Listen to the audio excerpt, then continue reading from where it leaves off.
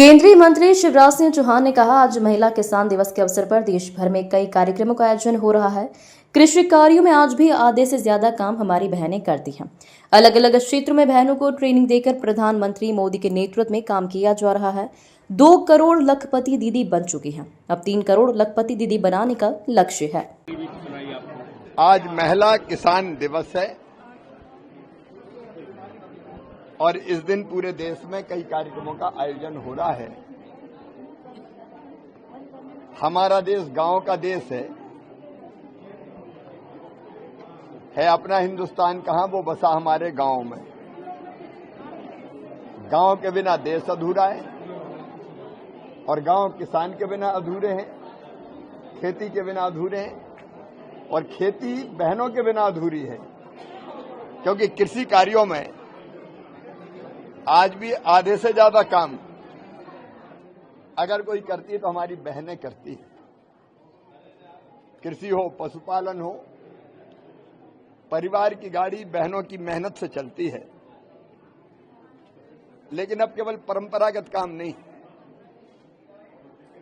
महिला स्वयं सहायता समूह, बहनों के एफपीओ अब केवल कृषि कार्य नहीं कर रहे, अब वो मार्गदर्शन भी कर रही है। द्रोण सखी, कृषि सखी, पशु सखी, बैंक सखी, अलग अलग क्षेत्रों में बहनों को ट्रेनिंग देकर ये सारे काम भारत सरकार प्रधानमंत्री जी के आशीर्वाद और मार्गदर्शन से करवा रही है। कृषि विभाग करवा रहा है। उसके अलावा बहनें अलग अलग चीजें कैसे बनाएं, तो वो प्रोसेसिंग के काम में भी जुटी। अब केवल बड़ी पापड़ अचार नहीं बनाती,